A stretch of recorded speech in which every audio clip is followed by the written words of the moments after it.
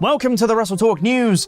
I'm Quinnell. It's Crown Jewel in a couple of weekends' time. Hey, we're doing a watch party. Come watch the show with us. And while there are some big matches lined up for it, you may notice a certain someone isn't on the card yet, and it's looking like it's going to stay that way. Brock Lesnar has been on every single Saudi Arabia WWE show so far, but Crown Jewel 2023 looks to be breaking that streak, with PW Insider reporting that the reason for this is that WWE feel like they have enough star power without Brock right now. I mean, it's hard to argue when you have Roman versus LA Knight, Rollins versus McIntyre, Logan Paul versus Rey Mysterio, Cody versus Priest, and Rhea Ripley. It's a stacked old card right now. Still, it'll feel weird to have a Saudi show without Brock. Long gone are the days of Cain Velasquez and Ricochet squash matches, it seems. Now, on to CM Punk, of course. When CM Punk was fired from AEW, discussion in the wrestling world kicked up as to whether that actually meant the end of Punk in wrestling, or whether he would maybe return to WWE after all. After all their history, maybe. Just maybe there was something there. I don't think that anyone, who was being realistic, had TNA on their radar. Turns out they might be the sensible ones, as according to House of Wrestling, CM Punk was in attendance for the latest set of Impact tapings in Chicago that took place after Bound for Glory. Not in an on-screen capacity, of course, but just there to visit some talent and hang out, seemingly. This comes off the back of Ace Steel reportedly working as a producer in TNA at Bound for Glory 2. Wrestle Purist provided some more detail as to Punk's visit, noting that he spoke with some talent such as Will Ospreay, Josh Alexander, and Frankie Kazarian. They also note, interestingly, that Punk was offered an appearance at Bound for Glory,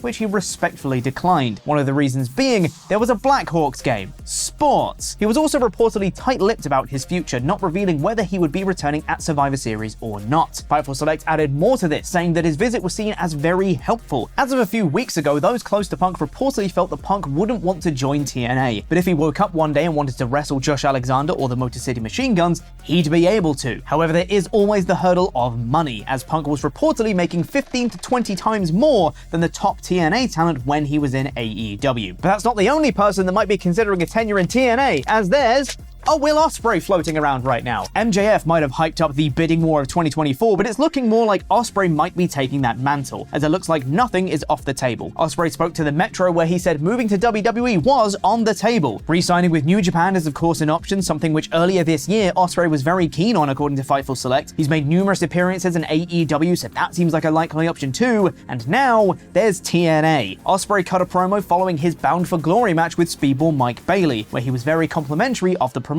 Fightful Select report that Ospreay had a very positive experience with TNA this past weekend. He also reportedly hired Barry Bloom to be his agent earlier this year, who's one of the most well-renowned wrestling agents going, ahead of his contract expiring in February 2024. This next contract is reported to be heavily financially motivated for Ospreay, as he knows this is the biggest deal of his career. 2024 sure is shaping up to be a very exciting year in the world of wrestling, isn't it? In other news, it was confirmed in an interview with Sports Business Journal via WWE executives Chris Kaiser, Ben Hauser, and Chris Chambers that WWE have a new TV show coming soon, that being a new documentary called Superstars of Tomorrow, focusing on WWE's Next in Line program and those hoping to reach WWE eventually. Timelines for the release aren't confirmed as of yet. There's also tons more news today, with Sami Callihan being backstage at AEW despite people wanting him in WWE, why Eric Young chose TNA over AEW, and more. So check out WrestleTalk.com for the latest. Now, a special message from Turbo Jake.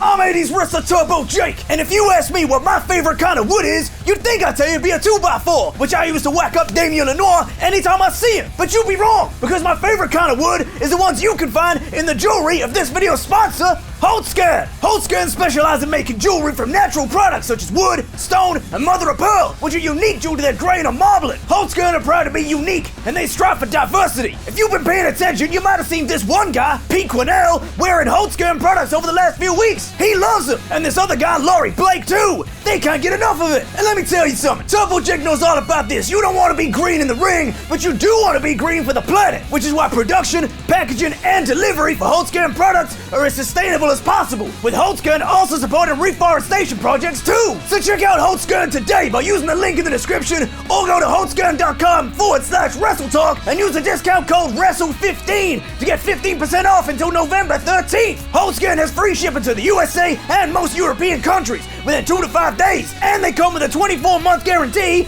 and a 24-day right of return. So click the link, get the jewelry, be with nature, become the nature boy. Wait, no, we can't say that one. Thank you very much, Pete, because it's now time for my review of Monday Night Raw, aka, man, this show really feels all of its 3 hours with no Gunther matches edition of Monday Night Raw in about 5 minutes. The show opened with Judgment Day cutting a promo, and it must be opposite day, as Cody Rhodes was the one to interrupt them this week and try to convince them that Rhea Ripley is the actual true leader of the group, which, let's be honest lads, she is. This set up Cody versus Damian Priest for Crown Jewel, and it led to a brawl which saw, you'll never guess, Jey Uso running out to make the save. Did a terrible job of it though, as Cody got his leg targeted to give him some adversity to overcome, and Priest laid him out with the help of JD McDonough, who is still both in and not in Judgment Day. New Day beat Alpha Academy in a very fun opening tag match, which had a great spot where Woods did a backwards caterpillar into an ankle lock from Gable. Woods got the win with the elbow drop and were the better tag team on the day. Ivar got a cool video package, and Rhea Ripley tried to convince Seth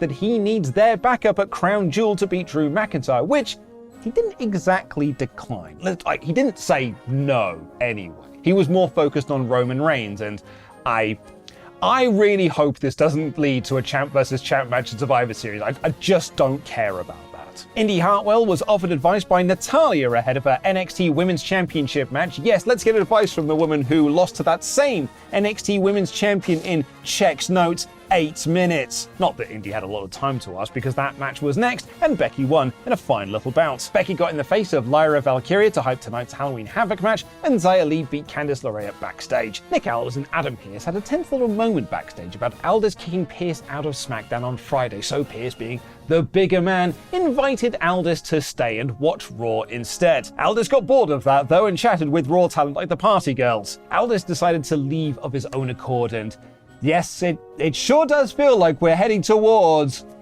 brand warfare. Get the t-shirts ready, lads. It's time to bring back bragging rights. Adam Pearce also thought it would be a good idea to have all 5 women in the Crown Jewel Women's Championship match sign their contracts at the same time. He's clearly a terrible boss, as it descended into chaos and they all brawled and beat up security. This was a lot of fun and everyone looked great, particularly Rhea Ripley and Nia Jax, who were a big focal part of the segment. Johnny Gargano beat Giovanni Vinci when Tommaso Ciampa returned to stop interference by Kaiser, and Shinsuke Nakamura is looking for someone to set him free! Set him free! Yeah, yeah, yeah! And then Logan Paul came out for a promo. He talked about his boxing match, which was more worked than pro wrestling, and he said he would beat Rey Mysterio and be a free agent champ in WWE. Dominic Mysterio came out, and then WWE piped in quite a lot of booms. And if that wasn't enough,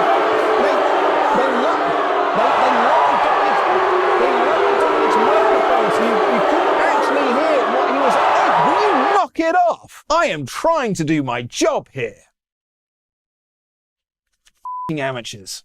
Yes, as Sean Rossap highlighted on Twitter, he's spoken to those in WWE who have admitted they are piping in boos for Dominic Mysterio, and Sean Rossap added on the Fightful post-show that they're also turning down Dominic's microphone. And this is frustrating because he doesn't need their help. He's getting great heat. People in the building at these shows will tell you he's getting great heat. This is like when WCW piped in chants for Goldberg to make them sound louder than they were, which was already quite loud. The boos for Dom are loud enough, and dicking around with them, like we kind of did in WCW with Goldberg, will make fans not bother doing it anymore because it's no longer fun. Just let the crowd do the work for you, WWE. They want to boo Dominic Mysterio. Anyway, this somehow led to Logan Paul flirting with Samantha Irvin, and Ricochet came out to brawl with him in a... Oh wait, sorry, I seem to have got my script from pre-SummerSlam here. Chelsea Green and Piper Niven beat Natalya and a bored Nikki Cross. She must have just finished watching Dan Layton's fantasy booking Warfare, bitch, lol, burn. And The Miz got Baron Corbin again when the camera crew left him chatting with Pearce to follow Rhea Ripley instead.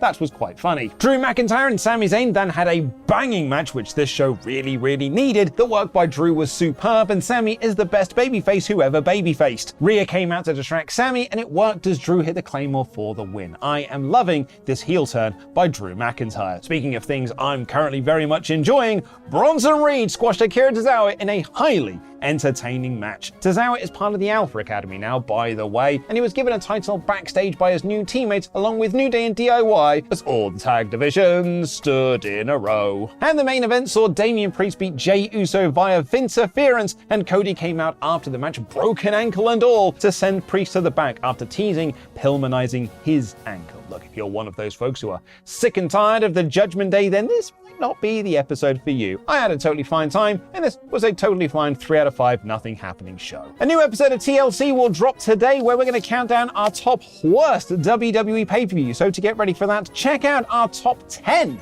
WWE pay-per-views right now. You told him, hold on. You told him to turn the volume down. You told him, why are you getting him to pipe in booze? I thought we were friends. We're not?